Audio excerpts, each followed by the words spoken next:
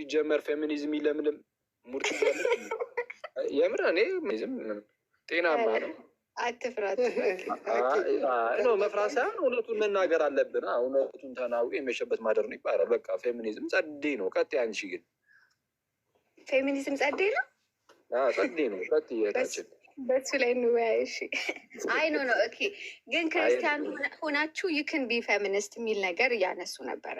ከዛ ኦኬ እስኪ ምን ያክል እውነት ነው የሚለውን ኢንተርቴን ስናደርገው እውነት አይደለም ማለት የራሳችሁን ሀሳብ እንድታራምዱ ነፃነትን እንሰጣቸዋለን ምናምን ሄዱና ከዛ በኋላ ግን ስለ እግዚአብሔር ደግሞ መሳጅኒስት እንደሆነ ምናምን በጣም ብቻ ከባድ የሆኑ ነገሮችን ለማሳመን ደግሞ ይሞክራሉ። እና ሁለቱን ቢለዩ ግን የማይለዩት ይበዛሉ። በጣም ወንዶችን ይጠላሉ። እግዚአብሔር ያው በወንድ ስለተመሰለ ይሄ የሴቶችን መጫን የሚባለው ነገር በአጠቃላይ መንስኤው ሃይማኖት ነው ብለው የሚያምኑ ደግሞ በጣም ብዙ ናቸው። በጣም ነው የሚያሳዝነው እኮ እግዚአብሔርን በጣም እኔ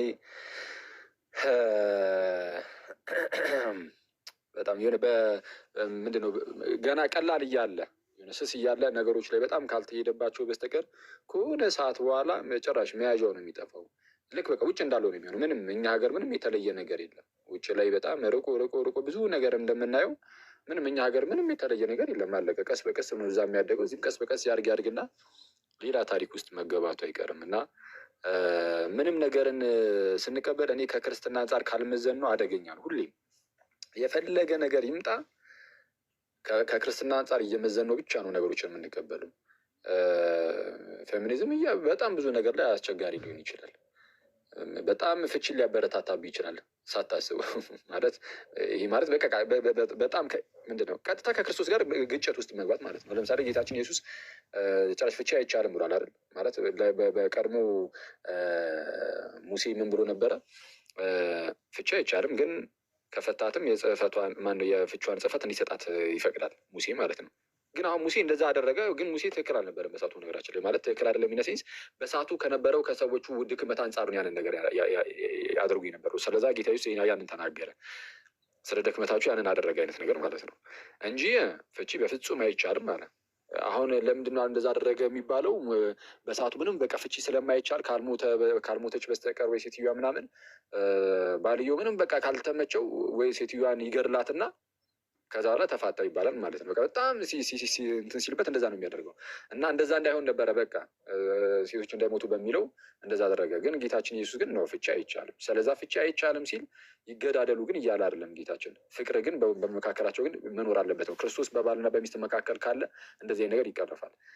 ፌሚኒዝም ግን የሚያሳየው እንዳለ የዓለም መንገድ ስለሆነ በባልና በሚስት መካከል ክርስቶስን አያሳየም። አለቀ። እኔ ክርስቶስን በባልና በሚስት መካከል የማይሰብክ ሙቭመንት ስለ ትዳር ሲጀምር ምን አባቱ አጎቱት ነው የሚሰብከው? ለክርስቲያን ማለት ነው። በስማ ክርስቲያን የሚማረው የሚማርበትን ቦታ መምረጥ አለበት ክርስቲያን ማለት ነው።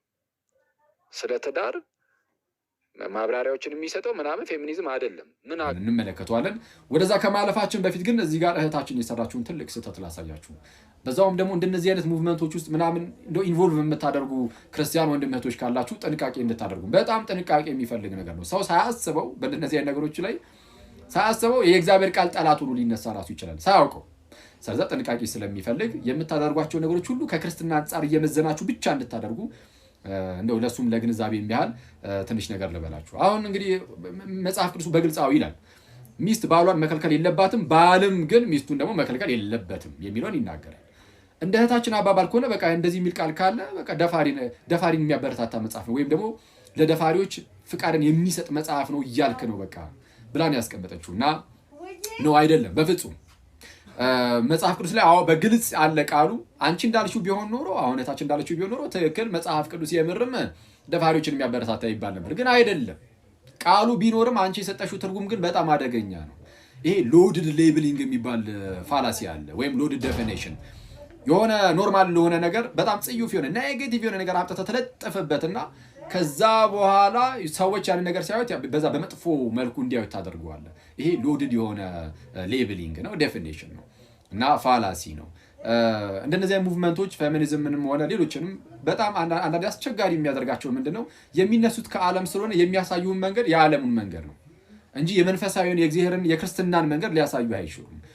ስለዛ ለምሳሌ በባልና በሚስት መካከል ስላለው ነገር ለምሳሌ ሚስት ሙድ ውስጥ ባትሆን በቃ ማለት የሴክስ ሙድ ውስጥ ባትሆን በቃ የራሱ ጉዳይ ታዩ አይነት ነገር ነው። አይተዋል። እና እንደዛ አይደለም። ክርስትና ግን እንደዛ አይደለም። አትከልኪውን ያለው ከምን አንጻር እንደሆነ የክርስትናው መንገድ ላሳያችሁና ልንከተል የሚገባው እንደዚህ አይነት የፌሚኒዝም አይነት ሐሳቤ ሳይሆን የክርስትና ሐሳቤ ሊሆን ደግሞ ይገባዋል። እንዳትረሱ ፕሊስ። ምንም አይነት ሙቭመንት ውስጥ ያለ ሰው ምንም አይነት በህይወቱ የሚከሰቱ ነገሮችን ሁሉ ሲመዝን መመዘን ያለበት ከክርስትና አንጻር ነው እንጂ የሆነ ውስጣችሁ ላይ የሆነ ሙቭመንት የፌሚኒዝም ለምሳሌ ሊሆን ይችላል በጣም ከፍ እያለ ሄዶ ክርስትናው ግን ዝቅ እያለ መሄድ የለበትም። ያኔ ፌሚኒዝም ሃይማኖት ይሆናል ሳታስቡ። አይ ነው እንደዛ አይደለም ብትልም ሳታስበው እንደዛ ይሆናል። ከዛ በኋላ ሃይማኖት የሌለህ ሰው ሆነ ልትቀርም ትችላለህ። ስለዚህ ጥንቃቄ ይፈልጋል ሁሉም ነገር። ለማንኛውም መጽሐፍ ቅዱሱ እንደዚህ ይላል። እሺ የክርስትናው መንገድ እንየው። እንደዚህ በዚህ አይነት ጉዳይ ላይ ክርስትናው ምን እንደሚል በመጀመሪያ ቆሮንቶስ መልእክቱ ቅዱስ ጳውሎስ ነው ምዕራፍ 7 ከቁጥር 2 ጀምሮ እንደዚህ ይላል። ነገር ግን ስለ ዝሙት ጠንቅ ለእያንዳንዱ ለራሱ ሚስት ትኑረው፣ ለእያንዳንዲቱ ደግሞ ለራሷ ባል ይኑራት። ስለምን ጠንቅ? ስለ ዝሙት ጠንቅ ማለት ባል ለምሳሌ አንድ ወንድ የራሱ ካልሆነች ሚስት ጋር የሚተኛ ከሆነ እሱ ዝሙት ይባላል። አንዲት ሴትም የራሷ ባል ካልሆነ ወንድ ጋር የምተኛ ከሆነ ያ ዝሙት ነው። ዝሙት ደግሞ በእግዚአብሔር ፊት በጣም ትልቅ የሆነ ኃጢአት ነው። ስለዚህ ጠንቅ በዚህ ኃጢአት እንዳይወድቁ እያንዳንዱ ለራሱ ሚስት ኑረው፣ እያንዳንዲቷም ደግሞ ለራሷ ባል ይኑራት። አለቀ። አይቷል። ከዝሙት ለመትረፍም ጭምር ምክንያቱም ትፈተናለህ በዝሙት እንደዚህ ነገር ውስጥ እንዳትወድቅ በቃ የራስን ሚስት ትይዛለህ። ስለዛ በቃ የራስህ ናት ከእሷ ጋር ነገር ትፈጸማለህ። ሚስትም ሴትም ልክ እንደዛ የራሷን ባል ታገባና ከእሱ ጋር እንደፈለገች ነገር ትፈጸማለች ይልና ቀጠል አድርጎ ባል ለሚስቱ የሚገባትን ያድርግላት፣ እንደዚሁ ደግሞ ሚስትም ለባሏ። ሚስት በገዛ ስጋዋ ላይ ስልጣን የላትም፣ ስልጣን ለባሏ ነው እንጂ ሚስት በገዛ ስጋዋ ላይ ስልጣን የላትም ተባለ። ለምሳሌ ትክክል ነው አይደለም? ትክክል ነው። አለቀ። ሚስት በገዛ ስጋዋ ላይ ስልጣን የላትም፣ ስልጣን ሁሉ ለማን ነው? ለባሏ ነው እንጂ ይልና እዚህ ላይ ግን አያቆምም። በባል ጉዳይ ላይም ሲናገር እንዲህ ብሎ ይናገራል። እንዲሁ ደግሞ ባል በገዛ ስጋው ላይ ስልጣን የለውም። ባል በገዛ ስጋው ላይ ስልጣን የለውም፣ ስልጣን ለሚስቱ ነው እንጂ። የተለያየ መጽሐፍ ቅዱስ ክፍሎች ላይ ሚስት ትገዛ እያለ ሲናገር አይታችሁ ሊሆን ይችላል። እዚህ ክፍል ላይ ግን ሁለቱም ተመሳይ ነገር ነው የሚሰጣቸው። ምን አይነት ነገር? ሚስትም አዎ በገዛ ስጋዋ ላይ ስልጣን የላትም፣ ስልጣን ሁሉ ለባሏ ነው። የባል ስጋ ላይም ባል አይደለም ስልጣን ያለው ሚስት ናት። ስለዛ እንደዚህ ሴክሹዋል ነገሮች ምናምን ላይ በቃ አለቀ። የባል ስጋ የራሷ ሴትዮዋ ማለት ሚስትየዋ የራሴ ነው ብላ ነው የምታስበው። ስለዛ ሊከለክላት አይገባም በፍጹም። ሚስትም ደግሞ የእሷ ስጋ የባሏ ነው፣ ልትከለክለው አይገባም በፍጹም። ምናልባት ዊዝ ሬር ኤክሰፕሽን ካልሆነ በስተቀር ማለት ነው። የሆነ ለምሳሌ የህመም ጉዳይ ምናምን ካልመጣ በስተቀር በሁለቱም ሳይድ ሙድ ውስጥ አይደለም ምናምን እየተባለ ዝም ብሎ እንደዚህ መገፋፋት አይቻልም። እሱን ነው ቀጣይ የሚናገረው ጳውሎስ። ምን ብሎ? ለጸሎት ትተጉ ዘንድ ተስማምታችሁ ካልሆነ በስተቀር እርስ በእርሳችሁ አትከላከሉ። ለምን? ራሳችሁን ስላለመግዛት ሰይጣን እንዳይፈታተናችሁ ደግሞ አብራችሁ ሁኑ ይላል። ስለዚህ አሁን ምንድን ነው እያለን ያለው ቅዱስ ጳውሎስ?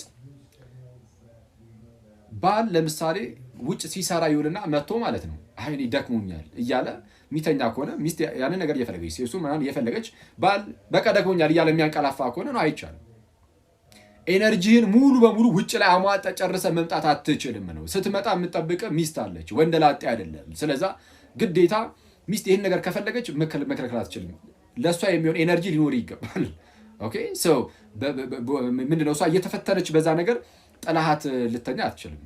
ባልም ደግሞ እንደዚህ ነገር ከፈለገ ሚስት ሙድ ውስጥ ባትሆን ራሱ በተቻላት አቅም ማለት ነው እየተፈተንክ ነው የራስ ጉዳይ ልትለው አይገባም። እንደ ሰፖርት መደራረግም ጭምር እኮ ነው።